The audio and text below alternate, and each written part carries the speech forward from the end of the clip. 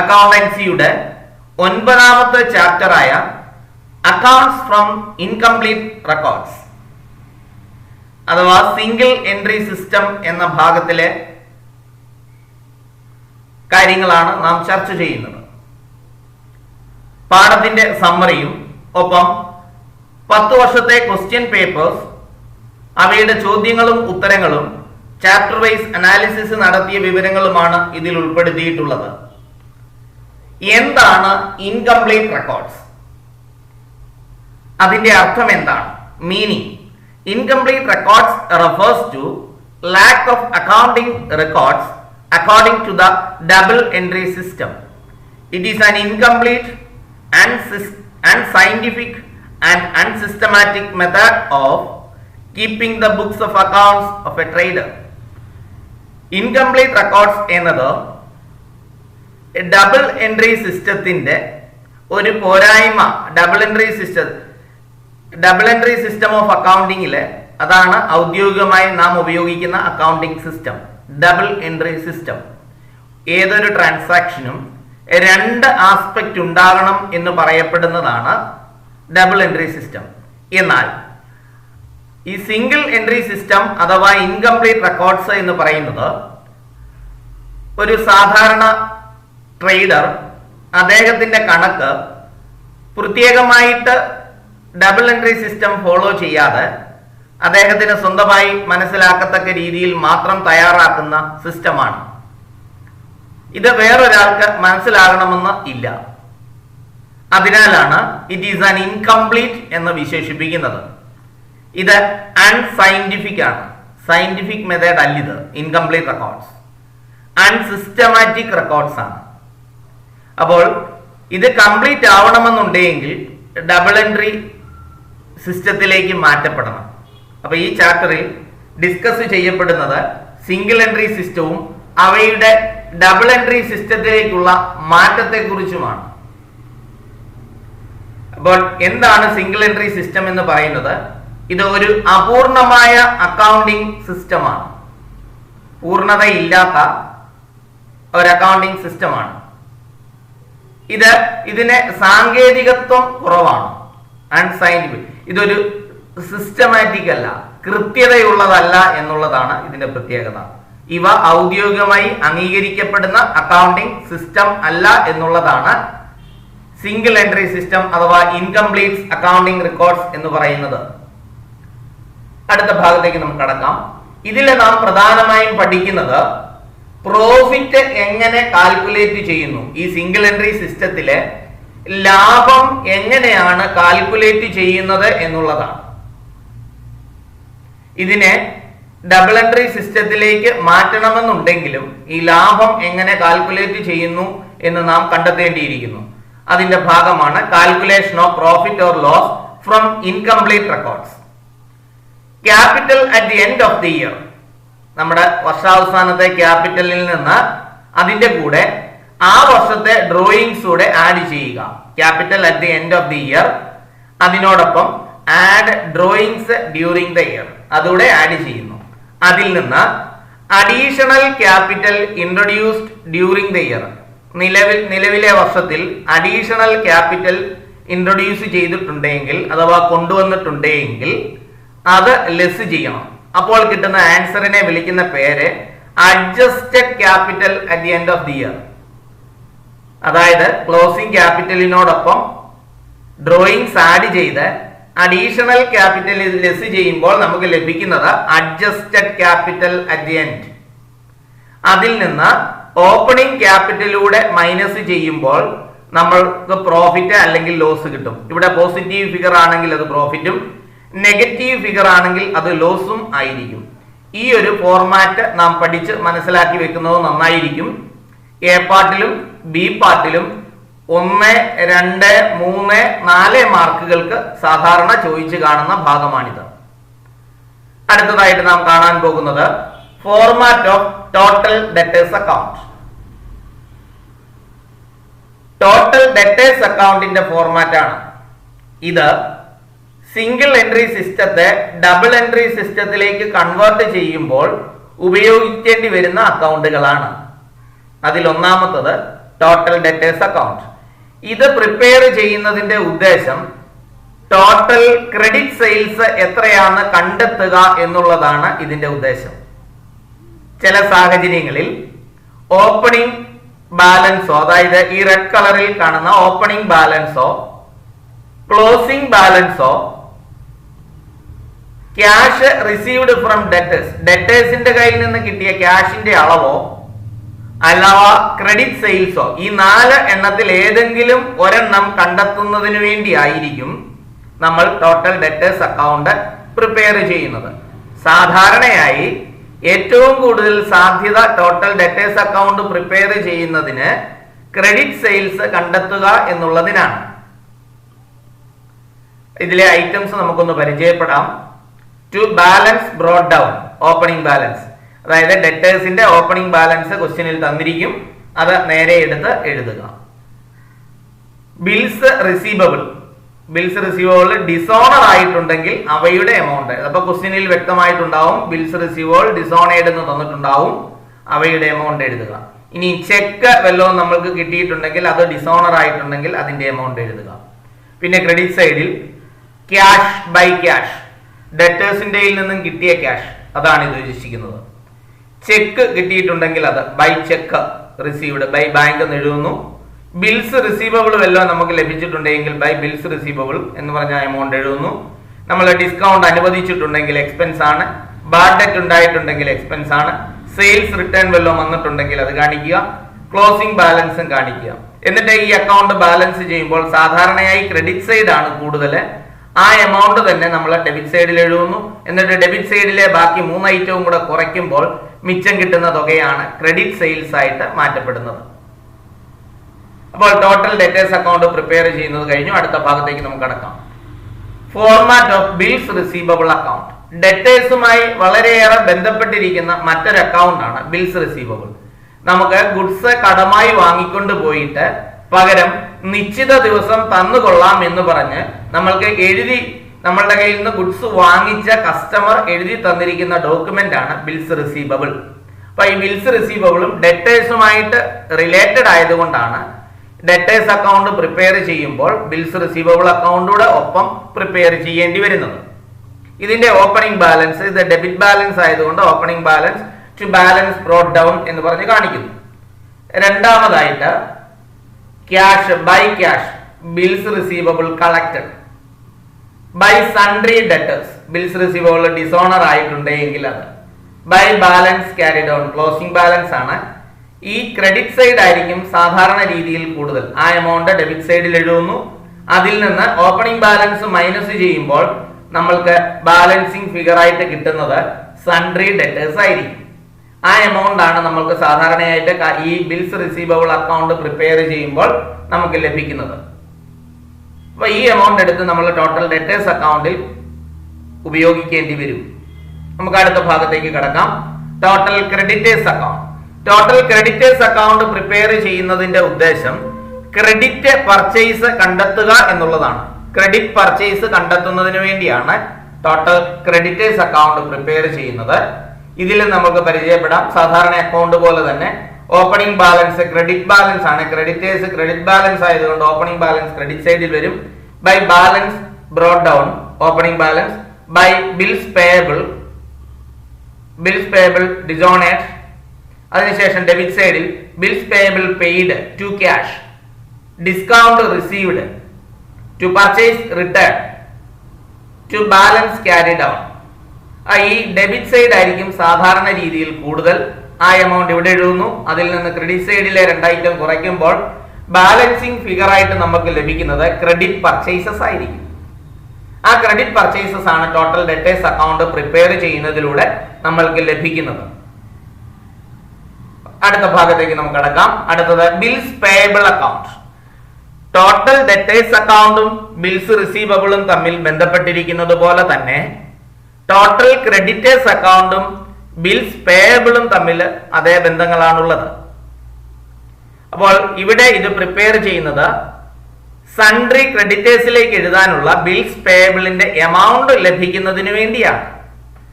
ഇവിടെ opening balance by balance brought down debit സൈഡിൽ to cash, bills receivable, bills payable discharge, to sundry creditors, bills payable dishonoured, closing balance to balance carried out. Debit സൈഡിലെ amount total ചെയ്യുന്നു, ആ amount ഇവിടേക്ക് എഴുതുന്നു.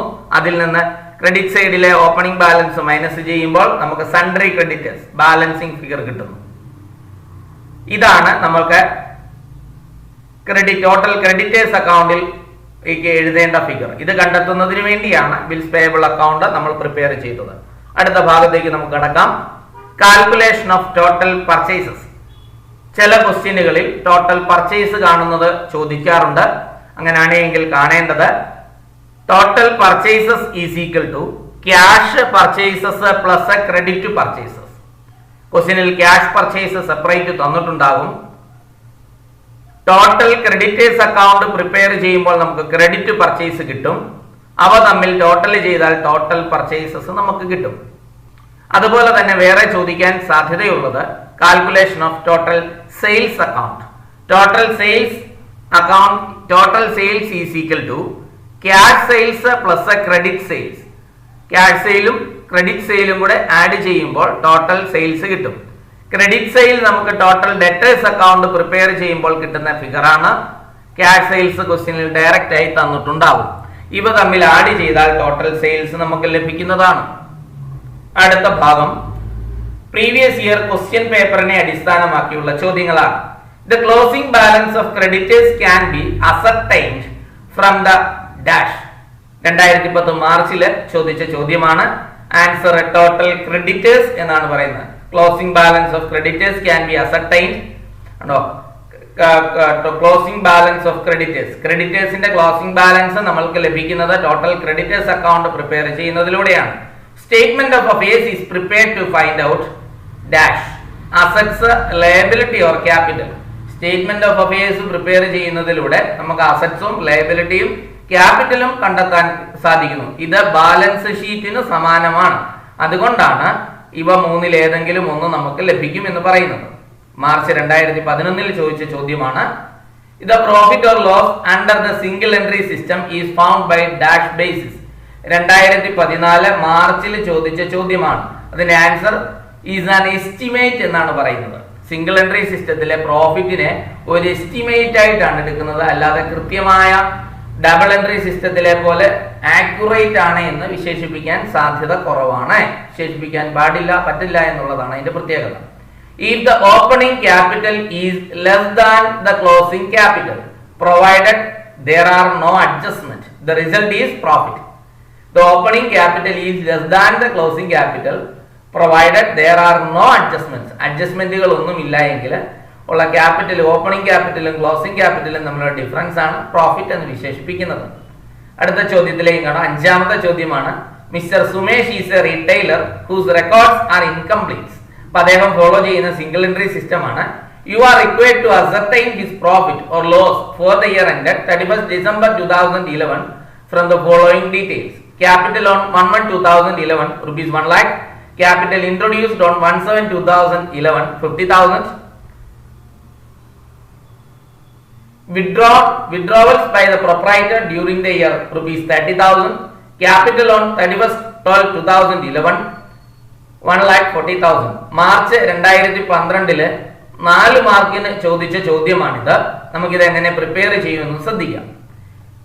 Statement of profit and loss നമ്മൾ നേരത്തെ പറഞ്ഞിരുന്ന format പഠിക്കുകയാണെങ്കിൽ നമുക്ക് സിസ്റ്റമാറ്റിക് ആയിട്ട് ആൻസർ ചെയ്യാൻ പറ്റും. Statement of profit or loss for the year ended 31st 12/2011. Capital particulars amount, 2 amount കോളങ്ങളുണ്ട്. ഇത് ഭംഗിയായി പ്രസന്റ് ചെയ്യുന്നതിന് വേണ്ടിയാണ് 2 എമൗണ്ട് കോളം കൊടുത്തിരിക്കുന്നത്. പർട്ടിക്കുലേഴ്സ് 2 എമൗണ്ട് കോളങ്ങൾ. Capital at the end of the year 1,40,000. Closing capital ആണ് 1,40,000. അതിന്റെ കൂടെ ആ വർഷത്തെ ഡ്രോയിങ്സ് ആഡ് ചെയ്യുന്നു. ഡ്രോയിങ്സ് 30,000 രൂപയായിരുന്നു. 1,40,000 കൂടെ 30,000 രൂപയും കൂടെ ആഡ് ചെയ്തപ്പോൾ 1,70,000 രൂപ നമുക്ക് ലഭിച്ചു. അതിൽ നിന്ന് അഡീഷണൽ ക്യാപിറ്റലും ഓപ്പണിംഗ് ക്യാപിറ്റലും കുറയ്ക്കണം. അഡീഷണൽ ക്യാപിറ്റൽ 50,000 ഓപ്പണിംഗ് ക്യാപിറ്റൽ 1,00,000 രൂപയുമാണ്. അതിന്റെ ടോട്ടൽ 1.5 ലക്ഷം രൂപ വരും. അത് 1,70,000 നിന്ന് 1,50,000 കുറയ്ക്കുമ്പോൾ 20,000 രൂപ കിട്ടുന്നു. അത് ആ വർഷത്തെ പ്രോഫിറ്റ് ആണ്. Profit during the year. അടുത്ത ക്വസ്റ്റ്യനിലേക്ക് നമുക്ക് കടക്കാം. Jaya brothers is A sole trader who invested rupees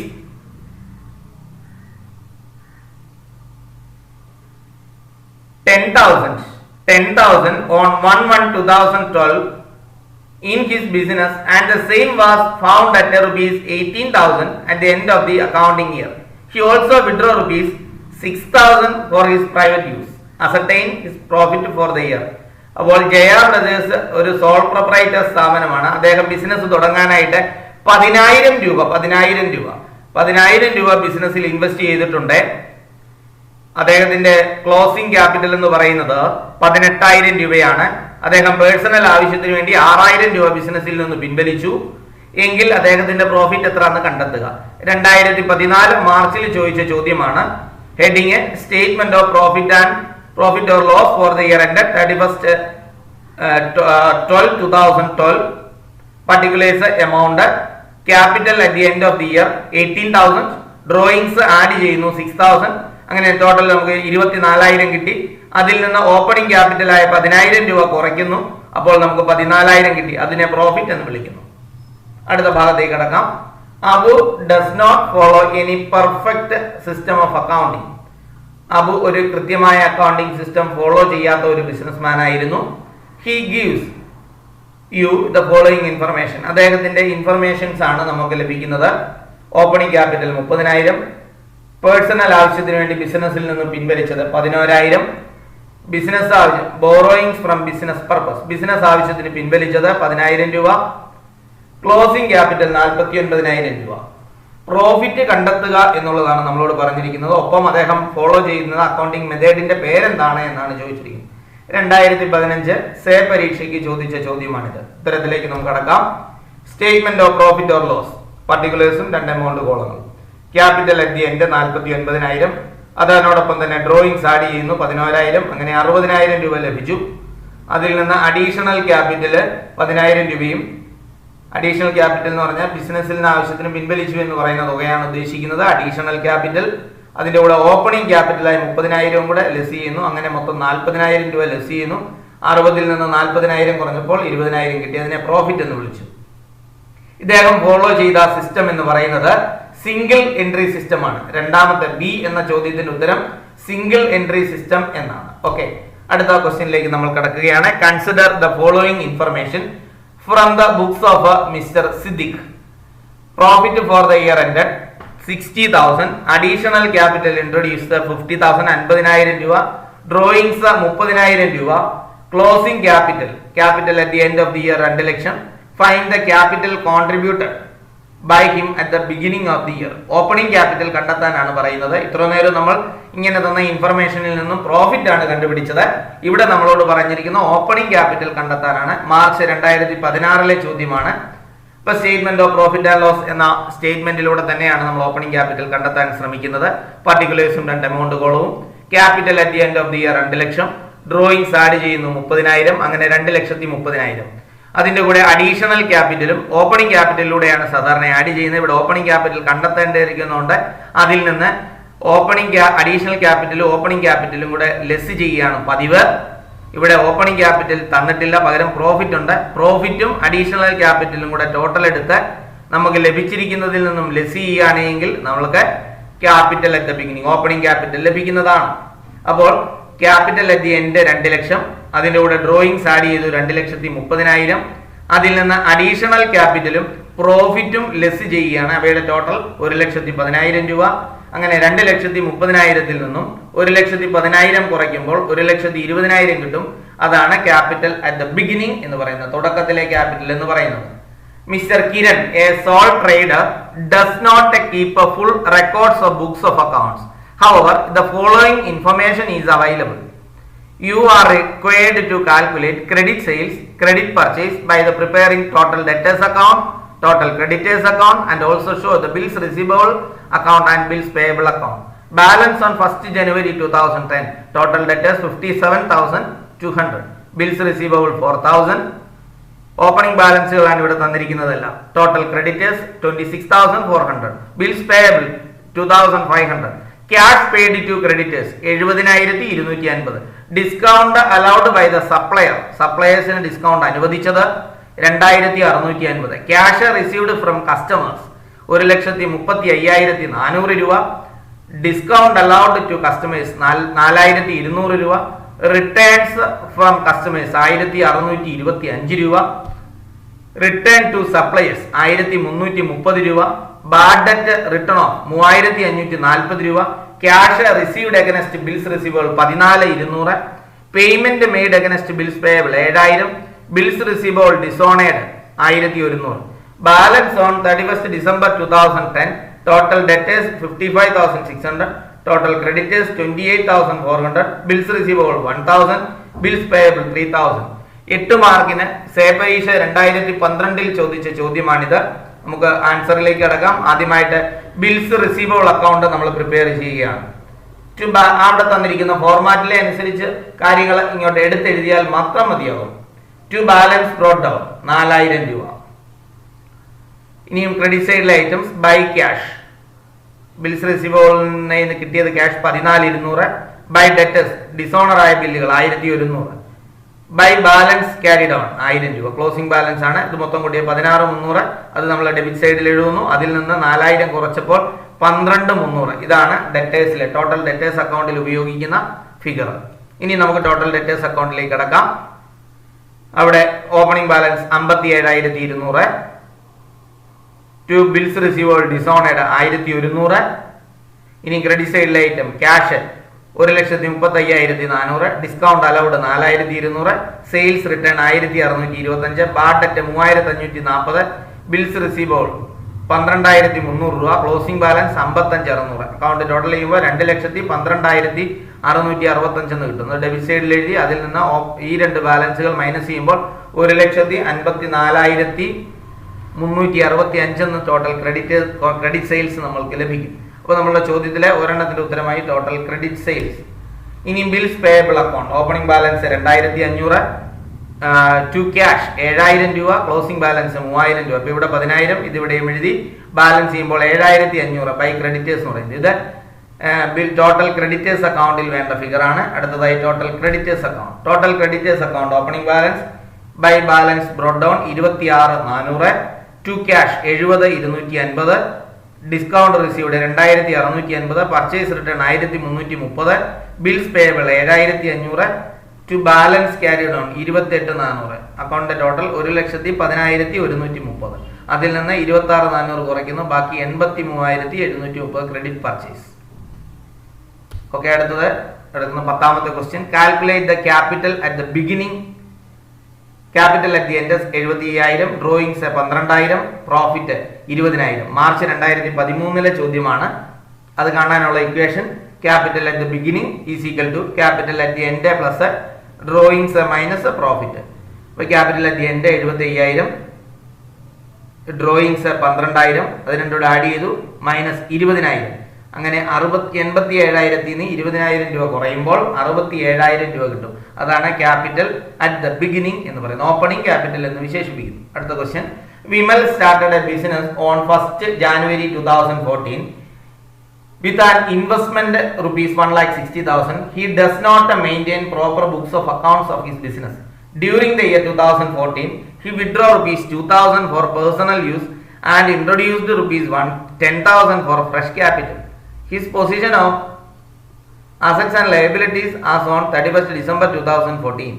Cash in hand 15,000, bills receivable 20,000, creditors 35,000, bank balance, overdraft balance rupees 15,000, furniture 30,000, building 80,000, stock in trade 55,000, debtors 40,000.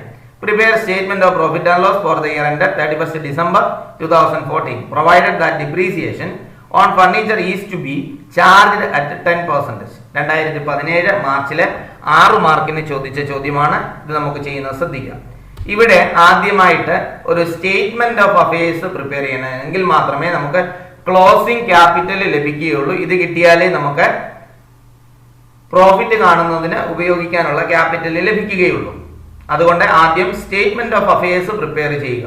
ക്വസ്റ്റ്യനിൽ തന്നിരിക്കുന്ന ഇൻഫർമേഷൻ അനുസരിച്ച് statement of affairs എന്നത് balance sheet തന്നെയാണ്. അതുകൊണ്ടാണ് liabilities amount assets amount എന്ന് തന്നെ കാണിച്ചിരിക്കുന്നത്. അപ്പോൾ നമ്മൾ ബാലൻസ് ഷീറ്റിന്റെ ലയബിലിറ്റി സൈഡിലെ ലയബിലിറ്റീസും അസറ്റ് സൈഡിൽ എഴുതുന്നത് ഐറ്റംസും കൂടെ എഴുതുക. എന്നിട്ട് ബാലൻസ് ചെയ്യുമ്പോൾ കിട്ടുന്ന ഫിഗർ ആയിരിക്കും ക്യാപിറ്റൽ. അപ്പോൾ അസറ്റ് സൈഡിലെ cash in hand 15,000, stock in trade 55,000, bills receivable 20,000, debtors 40,000, furniture 30,000, building 80,000, total 2,40,000 രൂപ.